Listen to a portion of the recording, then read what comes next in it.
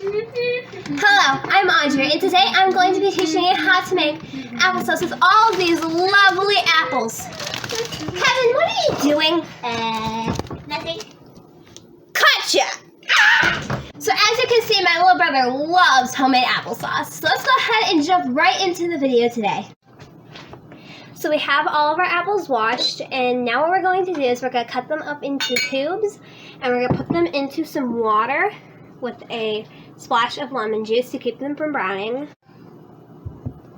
So the method that we are using, actually, we do not have to take all of the skins off because we have an attachment onto our KitchenAid mixer that will filter out all of the skins, the seeds, and all the hard stuff inside of the core. So we have our apples all chopped up, and now we're going to put them in a pot to cook them down with 1/4 to 1/3 cup of water. So go grab that.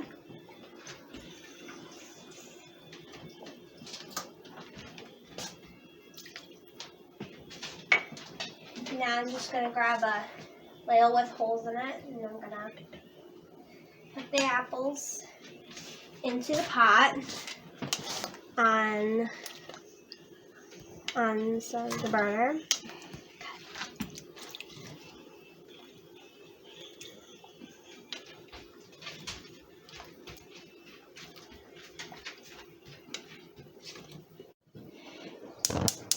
So we're going to go ahead and put these guys on medium-high heat. I'm going to start them on medium. And we're going to put the top on.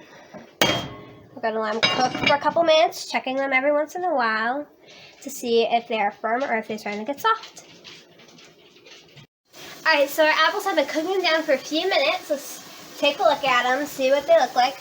The way to tell if your apples are done is if you press down on them and they like cave in. If you press down and they you bounce, then they are not quite ready. So these apples look like they are ready. So I'm going to grab a ladle and I'm going to scoop them into our KitchenAid mixer that we have here. So just scoop some right here. You're going to turn it on to like 1 or 2, and you're going to grab your handy dandy tool here. And you're just going to push it right on in.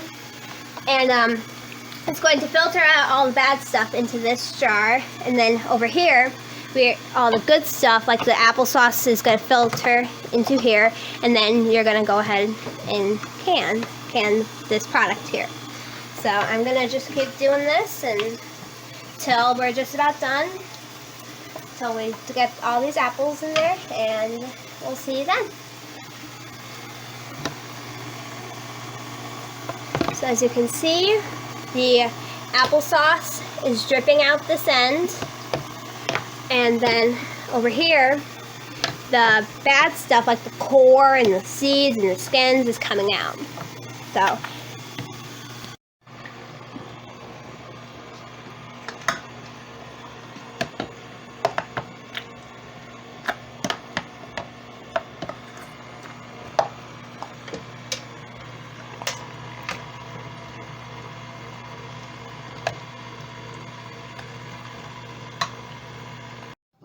now I'm going to scoop this lovely applesauce into these half-pint jars.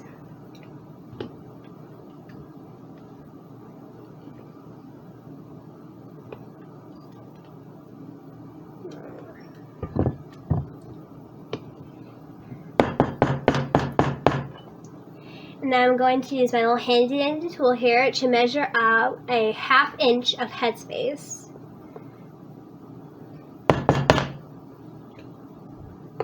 This looks like there's just a little too much of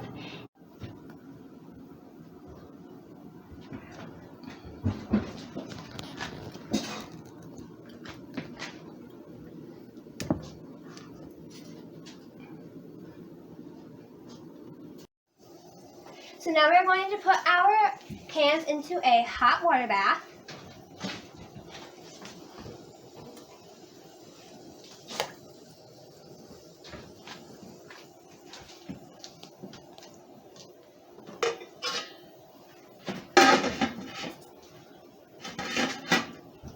Now we're going to set our timer. We're going to wait for it to boil, and then we're going to set our timer for 20 minutes. And then after that timer goes off, we're going to turn the heat off and let them sit for 5 minutes. So these jars have finished processing. Let's go ahead and take a look.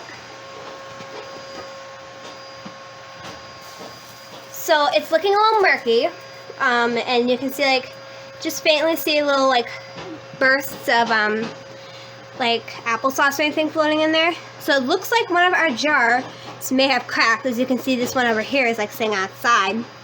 So, and that's just what happens in canning. You'll get a burst jar every once in a while. So.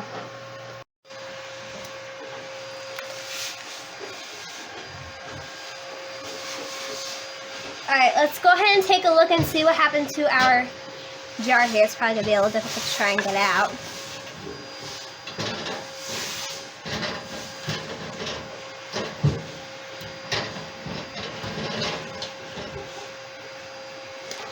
So yep, the bottom blew completely off of it. It cracked completely off the bottom of the jar.